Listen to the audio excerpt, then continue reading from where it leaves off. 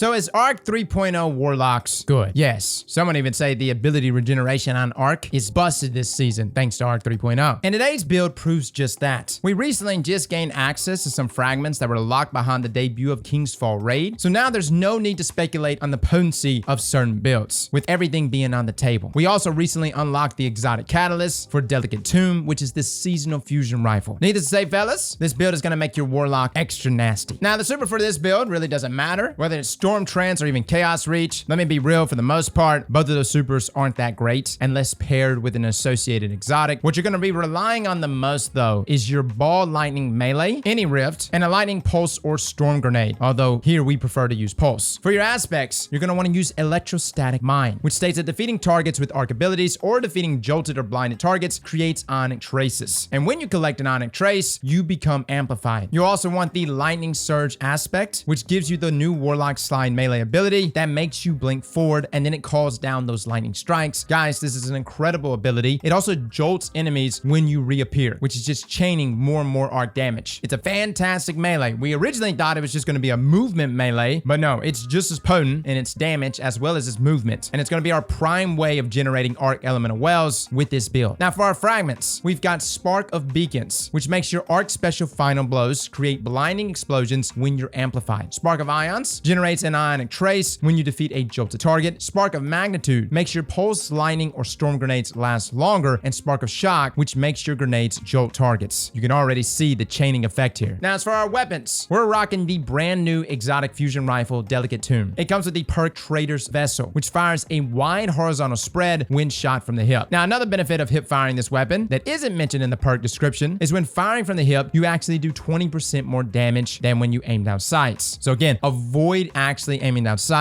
and try to shoot from the hip. And I know a lot of people don't like the horizontal fusion rifle spread, but Delicate Tomb here actually does a really good job. Plus you're getting more damage. Now the final blows of this weapon have a chance to generate Ionic Traces. Now powerful foes as well as opposing guardians always generate Ionic Traces. The weapon also comes with the trait Tempest Cascade, which states that collecting an Ionic Trace overcharges this weapon's next shot, jolting targets on hit. The overcharge also increases the weapon's damage though by a whopping 30%. So in order to achieve maximum damage, you want to proc Tempest Cascade and then fire from the hip. Simultaneously, as you're doing all of this, the exotic catalyst grants you the trait Ionic Intermit, where collecting an Ionic Trace partially reloads the magazine from reserves, so you never actually have to stop and reload, which is beautiful here. Now as for your armor, we're going to be rocking the Fallen Sunstar exotic helmet, which was just released this season. This exotic comes with the perk Ionic Conductor, which states that Ionic Traces you create move faster and grant you additional ability energy. Nearby allies also gain ability energy when you collect an Ionic Trace. This is a fantastic exotic for team builds, and this build is focused on collecting Ionic Traces left and right, the damage buffs for the ability regeneration, for the jolting. So obviously Fallen Sunstar here pairs perfectly with this build, and of course our fusion rifle. Now let's go over some armor mods, and then we're going to jump into how this build actually works. We've got Fallen Star, which is our helmet, which can really have any affinity here, and we slotted in Melee Well Maker to generate arc wells on melee kills, and a fusion rifle ammo finder mod to get more ammo drops for Delicate Tomb. Gloves are on Stasis affinity, and the purpose of this is to take advantage of Melee Well Maker as well as Melee Kickstart, which will give us melee energy back when we actually use our melee. This is going to of course allow us to use back-to-back melees more often. On our solar chest piece, we slotted a melee damage resist mod, because for the most part you're going to be up close and personal with this build, guys. We do have some fusion rifle reserves here, but again, you can lean more into damage resist to stay alive. You can even run the new artifact resist mod as well. We also have bountiful wells to make sure our melee wellmaker mods stack, and simultaneously bountiful wells generates an extra well with every melee kill. Now your boots can be any affinity. We're stacking on more damage here though, considering we're already getting more damage by collecting Ionic Traces and of course hip firing with Delicate Tomb. But we also have Font of Might here, which gives us 25% more damage to weapons matching our subclass energy type. So a constant 25% damage buff to Delicate Tomb on top of everything else. We also have a fusion rifle scavenger mod here just to give us more ammo back, considering we're going to be shooting so many shots. Now your class item, you're going to want to go with Arc Affinity. Rock double outreach mods for reduced melee cooldowns when using your class ability, as well as Well of Striking, which grants you additional melee energy when you pick up those arc elemental wells. So what's the flow chart? The key to this build is really in Delicate Tomb and its perks. The fusion rifle paired with Electrostatic Mine and Spark of Ions makes ability regeneration seem like a joke. When you get a kill with Delicate Tomb, it always has a chance to create Ionic Traces because of of its intrinsic traits. Spark Ions will always generate an Ionic Trace when you defeat jolted targets. Electrostatic Mine also does the same thing, meaning sometimes you can generate 2 Ionic Traces from one enemy because Spark of Ion stacks with Delicate Tomb's chance to generate Ionic Traces. But when you pick up an Ionic Trace, Delicate Tomb's next shot will jolt targets, granting you 2 guaranteed Ionic Traces per shot per enemy, because Electrostatic Mine also stacks with Spark of Ions. Just 1 Ionic Trace will once again proc Delicate Tomb's jolted shot, meaning every single kill with Delicate Tomb will keep granting you 2 Ionic Traces once you get into the rhythm, because you'll keep proccing its overcharged jolt perk. These traces will travel to you faster, they'll give you more ability energy because of Fallen Sunstar, and to guarantee yourself an Ionic Trace to begin this loop, just use your melee to get a kill. This will always generate an Ionic Trace and proc Delicate Tomb's jolt ability, instantly putting you in the Ionic Trace gameplay loop. Now this might be a bit confusing as to what stacks with what, because we have so many things granting us Ionic Traces, but in our tests, it seems like only 2 Ionic Trace generators stack at once, meaning you can't get Delicate Tomb's Ionic Trace, Electrostatic Mine's Ionic Trace, and Spark of Ion's Ionic Trace to all proc at the same time, giving you 3 Ionic Traces from one enemy. At least we haven't been able to pull that off. But as you can see on the screen, 2 Ionic Traces back to back is more than enough. You're gonna be able to spam all your abilities with literally no care in the world, because you know you'll be getting them right back. Not only that, but with each melee kill, you're generating 3 Arc Elemental Wells because of Melee Well Maker and Bountiful Wells, which are feeding into your abilities as well. These wells will also proc Font of Might, which gives Delicate Tomb that 25% damage increase, making it even easier to chain back-to-back kills. Fusion Rifle Scavenger Reserves and Ammo Finder make it so you'll likely never run out of ammo. And Melee Damage Resist helps you play that up-and-close personal role, but I will say, don't forget to rock Max Resilience. I know it's bugged, but it should be getting fixed soon. And of course, double Outreach mods. And again, throughout all of this process, do not forget, you are going to be blinding enemies with Spark of Beacons. Your Arc special weapons and their final blows create blinding explosions. And blinding is very, very good. That's honestly one of the biggest key components on the Arc 3.0 subclass. Take advantage of it, especially when you're applying Jolt and blinding. It almost like it just makes enemies stop, clump up, get jolted, chain a bunch of arc damage to each other, and simultaneously when you clean up those enemies, you're causing even more blinding to occur. So guys, this is our first Warlock build for Arc 3.0. We have a number of builds to go over. If you haven't checked out our Phantom Fister, feel free to check out that build. Big shout out to Les and the squad for pulling together this build. This has been a fantastic one. I've actually been using it in Master Catch Crash, and it's amazing how well it works despite me being so underleveled. Considering our level right now, it's practically Grandmaster. Yet despite that, this build is able to pull it off, and it's honestly due to all the synergy that you see right here, the constant output of abilities, and of course, this fusion rifle and its damage. Some folks have already written off Delicate Tomb, but don't write it off, guys. It's a great fusion rifle, but don't look at it on its own merits. This fusion is meant to be paired with Arc 3.0, and honestly, this Warlock build with this exotic helmet, they were meant for each other. Fellas and ladies, thank you all for coming and watching, and as always, slap that like button like your mama told you right.